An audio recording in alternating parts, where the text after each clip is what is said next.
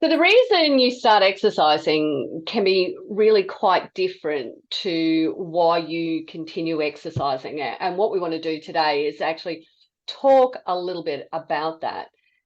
And what prompted this was I was talking with some clients in the Connection Zone on Saturday, and they shared some of their reasons for working out, from losing weight to toning their body to moving better to staying off medication, to be able to travel, to play golf, to play tennis, and the list just went on and on and on. So there were lots of different reasons. And having a reason is pretty important. And because when you know why you're doing something, you commit to it and you'll do it more regularly because you understand why it's important to you. So when we talk about the reason for exercising, you might have heard that as, know your why type of thing. So why are you doing something? But what we have discovered over the past 20 years of working with women over the age of 50 is that we've noticed that these reasons for exercise generally fit into three different categories. So they are appearance, performance, and longevity. So hello, everybody. It is Peta, Sal, and Sue here. Hey, girls, how you doing? Well, thanks. Hi, Good, thank everyone. you. Excellent. So I'm Hi, just going to everyone. kick. I'm going to kick us off with appearance, okay? Because this is a pretty easy one to realise what would fit into this category. So it's about changing something that's physical within you. Now, let's be realistic. You can't change your nose unless you go and have plastic surgery. But it's probably more about, losing weight or toning muscles and changing some type of appearance about yourself. It could be, tightening up your flabby arms or your, flabby tummy or the like. So it's about changing some way in which you look. Now, the great thing about doing that is some of the benefits to that is you get improved body composition. So you do look different because you're losing a bit of muscle and you're gaining, you're losing a bit of fat and you're gaining a bit of muscle. So get that right. And so what that means is that you feel better about yourself. You've got greater confidence, you've greater self-esteem. And what you're doing by changing your body composition is that you're improving your overall health. And when you start to see changes in yourself physically, it increases your motivation. It's all pretty cool. Sal, have you got something that you want to add about appearance? Big believer in it improves your posture. You stand taller, and that comes into your confidence and your self-esteem. Once your confidence is lifted and your self-esteem, your posture improves, I believe. We see it time and time again with ladies in our studio when they've lost weight. They're just standing a little bit taller, and I will add that their smile is a little bit bigger. It is. And that reminds me of Anne. So we have a photo of Anne the very first day that she started with us. She was drooped over. She was looking down at the ground. There was no smile on her face. And once she had gone through that process of, working out why it was important to her, and she wanted to get out and be more physically active with her family. But what she knew was that what was stopping her from doing that was she was carrying excess weight. So when she started to lose the weight, and you took that photo, Sal, of her, I can just see that photo in my head. She is tall, she is beaming from side to side, and she's holding out a pair of pants that used to fit her, and she could fit, basically into one side of those pants. So, that was an amazing achievement. Yeah. So you're right. It does change everything about your demeanor. What about you, Sue? Well, I think that if you ask people the why, it's usually the appearance first, unless they've been given a health issue you know, but usually that's why they want to lose weight or they want to look better. And that's what you usually start with, but it does change. Your why changes after a while. But I think that, you know, as your confidence improves and as you start to look what you perceive to be better. I think the thing, though, is we need to, because our Australian of the Year is very much into the body image and yeah, negative Karen. body image. You know, I think that, you know, we have to be careful, but we need to remember that we should be thinking about it more as at making ourselves healthier rather than, and the appearance is a byproduct of the exercise. But if it's your why to start with, and if you want to look better and you want to lose a bit of weight, that's a good enough reason to start moving and start exercising. You know, I'd really love to see some of the stats around how many times women lose that same 5 kilos over and over again. And that is because, you know, they're focused on that appearance side of it. And as you said, Sue, it is a great place to start. And it is where most women start, unless the doctor has said, you know, you need to exercise. So, yeah, you're right. We do need to be more conscious, but I think that's a long struggle, and I think it's going to be a few generations before we break that cycle of being that little bit more confident in just our appearance and who we are. Although, Sal, in saying that, I noticed how Georgia puts up all those gorgeous photos of herself, loud, proud, and of her entire shape. Oh. She's amazing. Yeah. So Georgia is and Sal's she's eldest daughter. Yeah, exactly. Yeah. All right, so let's move on to, you know, category number 2, which is performance. And this is generally about performing better in sports or some physical activities. So, and what that generally means is that you're about building your strength or your endurance or your agility or power or flexibility. So what it does do is it means that you can perform better in whatever that sport happens to be. So, you know, we've got a lot of tennis players, we've got a lot of golf players, we've got a lot of bowls, ladies as well too. Are there any other sports in amongst the ladies? Can you think of anything else other than those? Oh, we got some hockey. Oh, they go hiking. Hiking, yeah, hiking. Hiking. I know that there's a few that go on those long, you know, the 3 or 4 day walking treks and that sort of thing. Where you that's me. Dancing. Yep. We've got a few dancers. Oh yeah, yes. Good point. Dancing as well too. Yeah.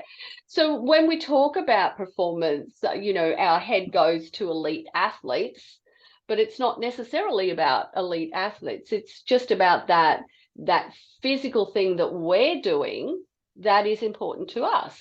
And I know that what happens is that, you know, when you start to get better in that thing, whether it's golf, it gives you more energy and focus on it.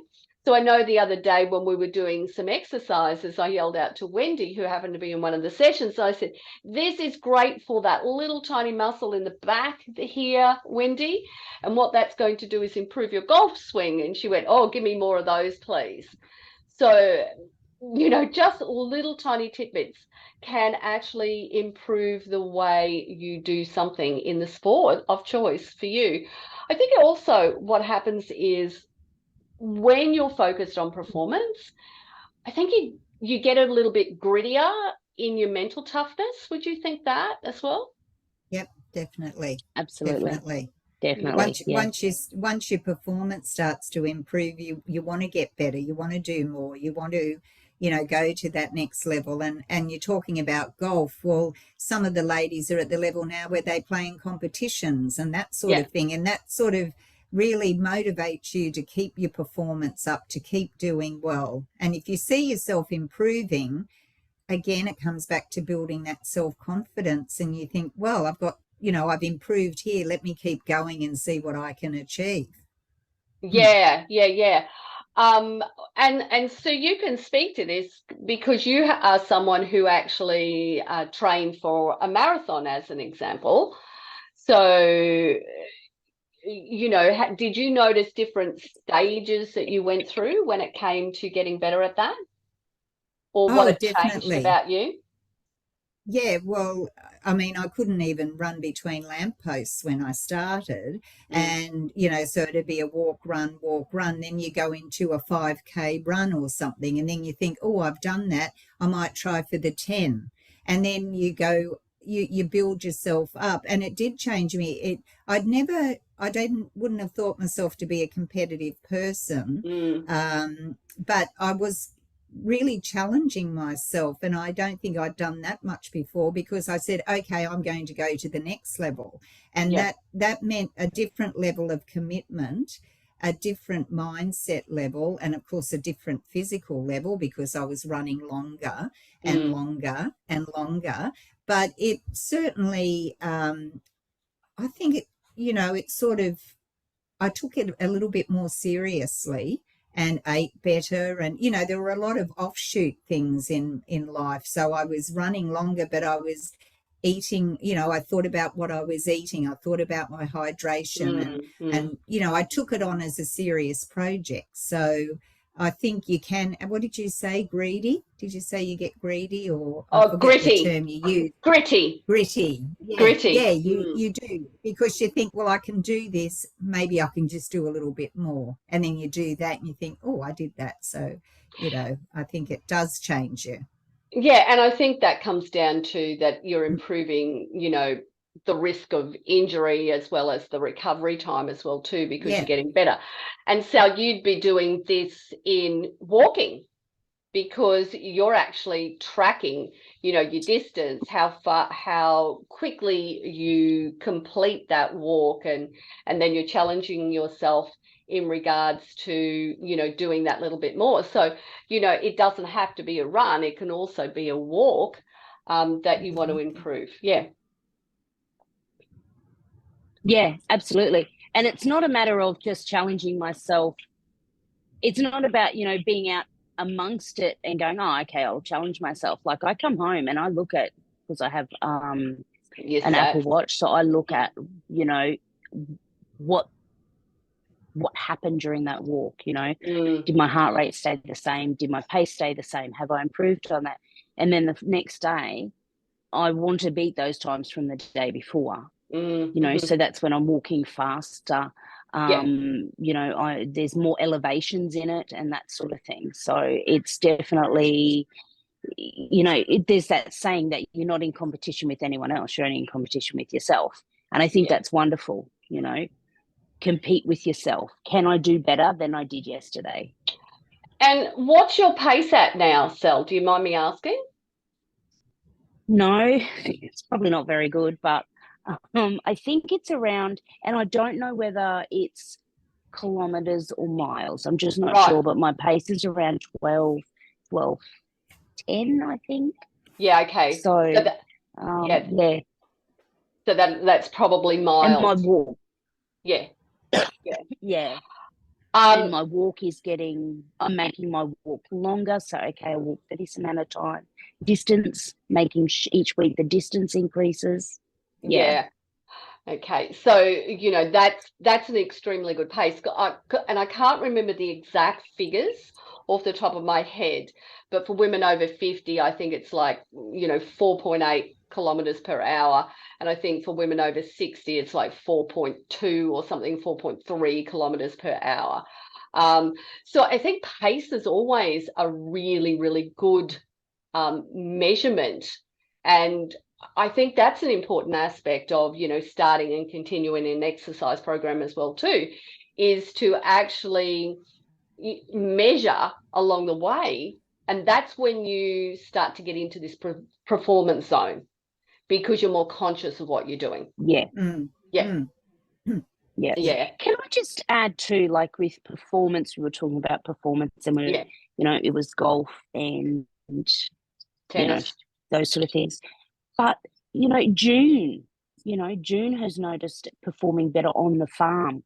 Oh, You know, yeah. they have a cattle farm out west, you know, and she said, you know, it has helped her, the strength training has helped her immensely on the cattle farm. Yeah. It's made her stronger on the cattle farm. So that's, you know, it's not necessarily looking at performance in that sport or any, if you don't play sport, you know, if you don't dance or, you know, No. that performance can come across in other parts of your life. Oh, definitely, which sort of like rolls into that longevity aspect of as well, too, that third category, doesn't it? Yeah. You know, because I think about, Yeah. you know, because we have cattle as well, too. And I tell you what, if you're ever going to get charged by a cow, you got to be fast and you got to be agile. You know, you got to be able to get out of the road pretty damn quick because you're definitely going to become an off second best if you actually, you know, get hit by one of those things. So yeah. So I had one charge me once. Well, can I just say, I want to share a story. I'll just finish. I did have one. I wanted to share that once. Story about when we were out. Oh yeah, go for it. Yeah, go ahead. Tell that story. So go ahead. Sorry, Peter, I didn't mean to butt in, but yeah, we were at the farm one day with Peter, and I had my two girls, and there was a horse there, and Peter said, you know, we'll give the horse an apple, and gave the horse an apple. This horse didn't like it and like reared up, knocked Peter over, but the pace with which she moved to get out of this horse's way as it was coming down, like it was scary, but it was quick, you know. Yeah, and I think that is, you know, that's, you can measure your performances as well. I don't mean go out and challenge a horse or a cow, but no. It's those little things in life. Yeah, I had forgotten about that, Sal. Thanks for reminding me. So horses can actually change their attitudes very, very quickly, and that horse had been eating apples out of my hand for goodness knows how many years. It had been reared here and everything like that, and it got a little bit mad, and but even once I rolled out of the way because it was about to trample, I came through the fence, you know, underneath the fence, and, you know, I'm walking down to the house, and you're walking behind me, and you know, like I'm just scooting off, and you're going, are you all right? You all right? And I'm going, yeah. I just want to get some ice on this thing, you know, because it actually bit me. So I actually had huge bite marks on my arm. So yeah. Anyway, that was a funny story. Oh my goodness. And your arm was bruised from like there to there from these bite marks. But it was the movement of you, like, yeah. Yeah, exactly. Thanks for reminding me of that. Because a cow had the same thing, you know, it came at me, and so I quickly, and I was on a four-wheeler at the time.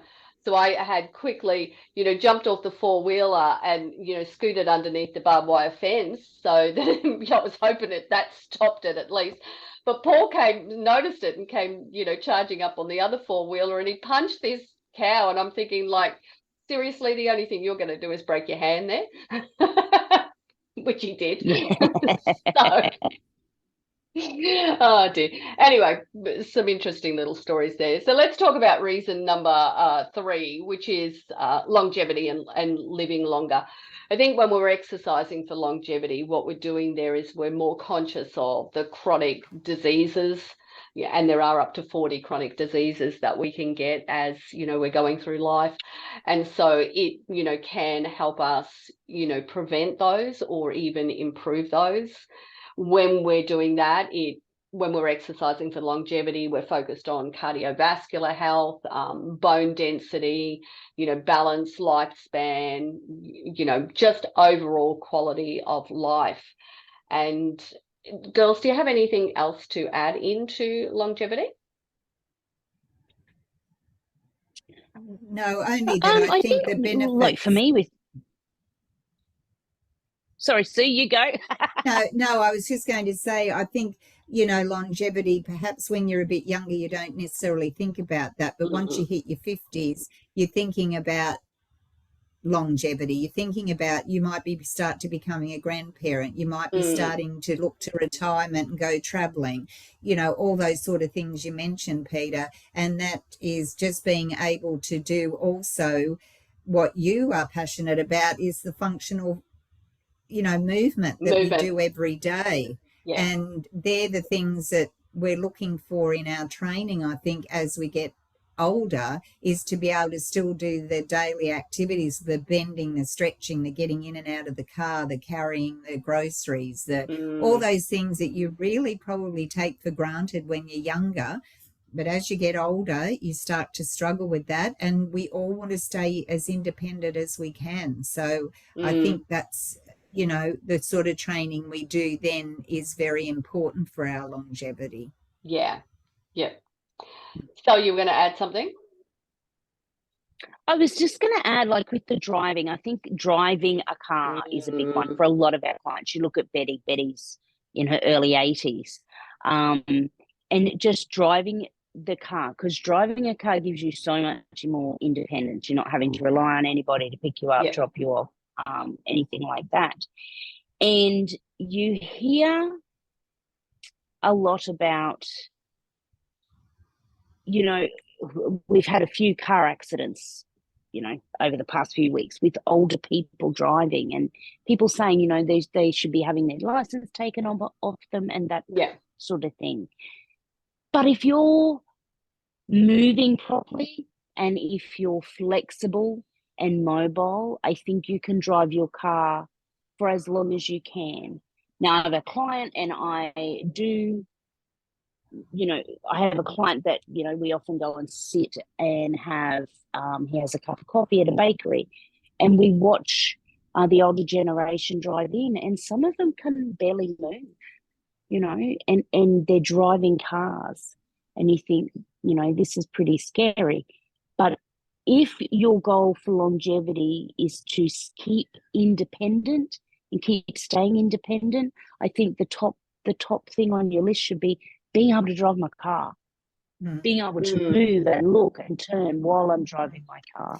And can I just say there too, it's also the when we're exercising that, it's not just our body, it's our mind as well, and our mental. And as you get older, your reaction time slows down. And that's what a lot of issues are when they're driving cars and they have accidents. They just haven't got that reaction time. Whereas if you're working out or, moving and exercising, you're still exercising your brain as well. And with a lot of movements, you've got to think, well, if we give them, a couple of exercises together, it's keeping your brain stimulated and you're able to be strong enough to react to different things. I'm thinking about this morning in our FitFlex session, I gave two versions or two variations of each of the exercises we were doing.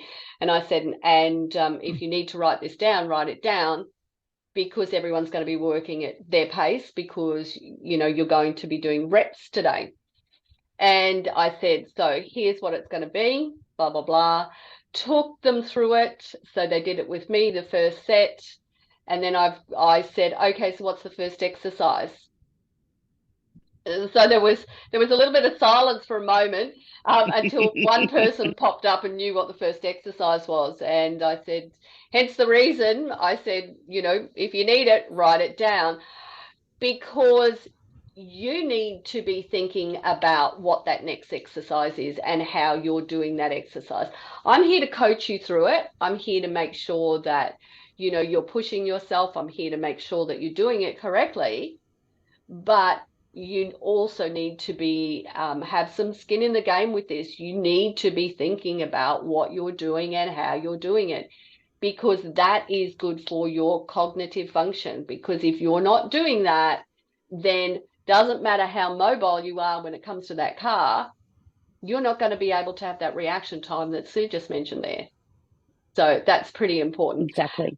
And my mind went, so when, and Sue, when you were talking about that, being able to turn and everything like that, it reminded me of Sal and I were doing some videos in the park, and there was someone came in to drive into a car park, not reverse, drive into a car park. And I don't know how many attempts she had. Sal, can you remember at all? You know who I'm talking? No. And like seriously, she couldn't turn her No. head. So it was like this whole body move to actually, be able to actually turn and see what was going on. And it was like, this is not a good thing when it comes to operating such a No. big vehicle around other people, Yeah. Mm. And I think a lot of people get into a car and think it just goes forward. But it's not about that. As you said, it's cognitive. You're looking because I'm teaching Olivia to drive at the moment. Oh, yes. So it's, use your mirrors. We do have one of those cameras in our car. I hate them. I will not use them. I'm old school. Use your 3 mirrors, use your blind spots, everything. So I'm making her look everything, because driving a car isn't just driving forward. No. And if you think about driving a car, like an old school car, like when I learned to drive, there was no power steering. So when you were learning to drive, you were turning that sucker. Like seriously, you were using every muscle in your body to do it. The windows were like wind them up and wind them down. So there was a lot more. People who had power steering were fancy. Oh my goodness, yeah, absolutely, weren't they just so fancy? And I mean, we've still got an old farm car that's that it's a 3-gear change, on the column shift. And so, that, and there's no power steering in that thing either. And so you really know the difference when you get into one of these old cars and you have to actually work for it. And I think, that's the thing about all the changes are fantastic that we get as the years go on. And, even just a remote control with the TV and everything like that. So they're great. But what they all do is they mean that we're not moving and we're not using our body as much as we used to. So we need to be conscious of moving it a lot more than what we were in the past. Sue, do you have anything that you want to finish up with? No, I think we've covered it all, really. I just, no, I think we've covered it all. Sal, anything to finish up with? Any words of advice? I think your reason for starting can, as we said, most of the time it's appearance. But that reason for starting on your journey can morph into, I want to do better, performance. And then it's morphing then into your longevity. Okay, I want to, be able to sit, stand, drive my car, this sort of thing. So when you start out with one reason, it's not on this journey, it's not necessarily going to be that reason the whole time. Yeah, which is exactly what I had written down that I wanted to wrap up with as well too. So, when you start, it may not fit nicely into one category. It might fit into 2 or 3 of those categories, but it is about you and what you want to achieve. And as we've mentioned already, it generally is about weight loss. And, for us here at Strong Healthy Women, we're more about, being able to be stronger and fitter for life, because we want to be, and the reason that we're all about that is that, I lived with my grandparents. I saw how not being able to do those things just closed those walls in around them. And they just couldn't go out. They were relying on other people to do everything for them.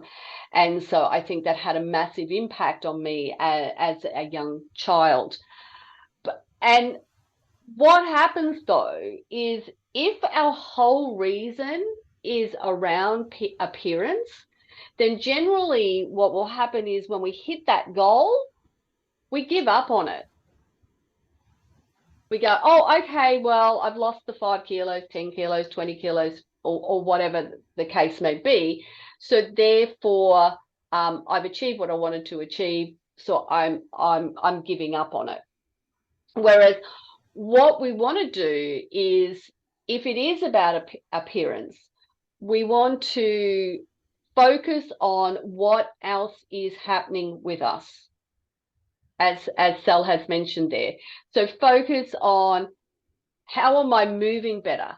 How has my health changed? You know, one of the best things you can do for yourself is go to the doctors and get some blood work done and actually see what condition you are in before you actually start an exercise program, which everybody should do. You should get a medical clearance before you start exercising. So then when you know that, and then you go back after 3 months, you'll actually see that there have been internal changes that have gone on as well too. So focusing on all those additional benefits, other than that original reason, it means that you are more likely to stick at it rather than giving up. And I think that's the important thing, is that exercise is for the long term. It's not for the, 21 days or the 6-week period. That's how you start. But then you focus on some of these other reasons to actually then keep yourself going. Absolutely. All right. So thanks for joining me as normal, ladies. Thank you. Thank you for having us. Thank you, ladies, for being with us here today.